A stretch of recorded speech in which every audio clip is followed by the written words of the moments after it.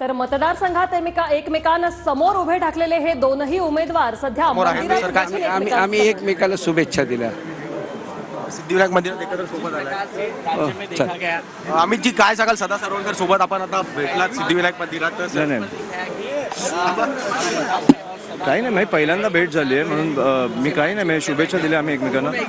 मी माझे 100% दिलं, त्याच्यामुळे आता शेवटी लोकांचा कॉल आहे की काय करावं. शुभेच्छा दिल्या का तुम्ही?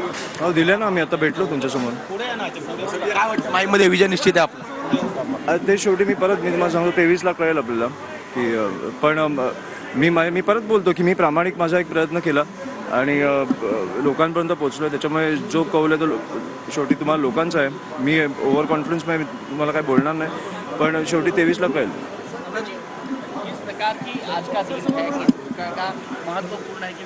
नहीं बहुत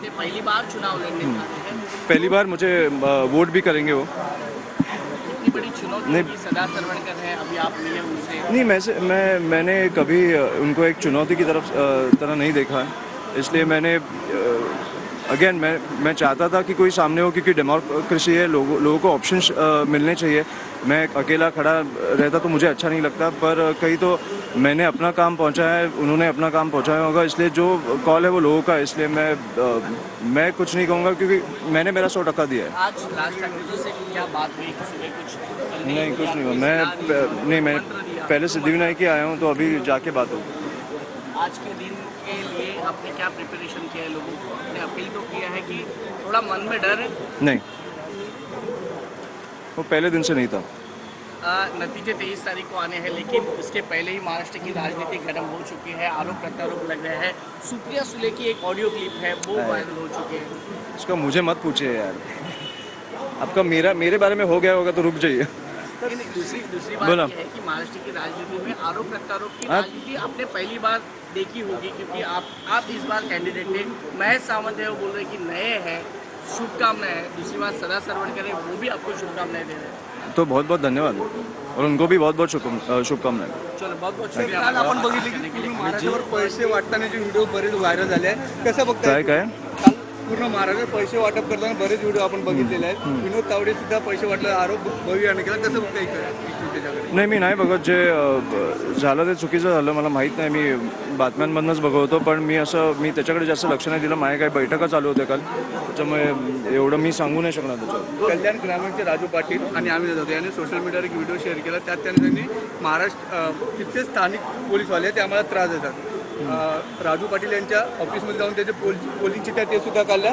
तर दुसरीकडे अविनाश जाधव यांनी असा आरोप केला की पोलिसांच्या उपस्थितीत जे भाजपचे उमेदवार ते पैसे वाटप आहे. कसं बघता येईल?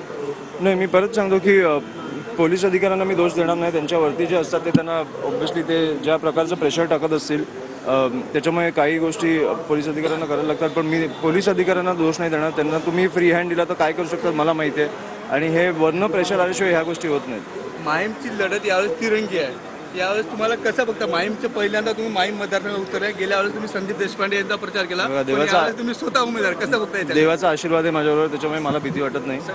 तुम्ही सदा सरवणकर यांना सुद्धा फुल दिलं, नेमकी त्यांना शुभेच्छा दिलेल्या आहेत का तुम्ही? हो दिल्या ना, मी भेटलो ना तुमच्यासमोर. मस्त TRP आला ना आता.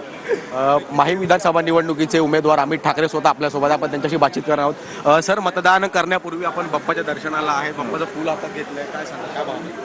काय नाही, खूप बरं वाटतं मला. मी इकडे आल्यावर नेहमी पॉझिटिव्ह वाटतं म्हणून मी येतो. मी काही मागायला येत नाही, कारण जसं मी बोललो तसं देवाने खूप दिलं आहे. मी फक्त आभार मानायला येतो आणि आशीर्वाद घ्यायला येतो. फुल दिलं, काय वाटतं का त्यांना? काय नाही, आम्ही एकमेकांना शुभेच्छा दिल्या. शेवटी कसं आहे की आम्ही दोघंही उतरलो आहे, निवडणुकीला उतरलो आहे. शेवटी काय वैयक्तिक लढाई नाही आहे. लोकांसमोर आम्ही जाऊन आमचं विजन सांगतो आहे, आणि तो शेवटी निर्णय लोकांचा आहे. त्याच्यामुळे एकूण बघा झालं एक प्रकारे ही परीक्षा मानली जाईल का तुमच्यासाठी? जसं की आता प्रचारादरम्यान आपण जो अभ्यास केला आहे, या अभ्यासाचा निकाल कशा पद्धतीने? नाही, पण जी परीक्षेला ॲक्च्युली भीती वाटायची तशी ह्या परीक्षेला नाही वाटत आहे मला. म्हणजे शाळेतल्या परीक्षेला जी भीती वाटायची तशी नाही वाटत आहे. कारण शाळेतल्या कुठेतरी परीक्षेला मी प्रामाणिक प्रयत्न नाही करत, जो इकडे केलेत, त्याच्यामुळे मला वाटत नाही की मला ती भीती पहिल्या दिवसापासून नव्हती. काय वाटतं, रिलॅक्स फील आहे यावेळेस? हो, खूप रिलॅक्स. धन्यवाद सर, थँक्यू. धन्यवाद सर आमची बातचीत केल्याबद्दल. व्हिडिओ जर्नलिस्ट नागनाथसह मी जय पवार, TV9 मराठी, मुंबई.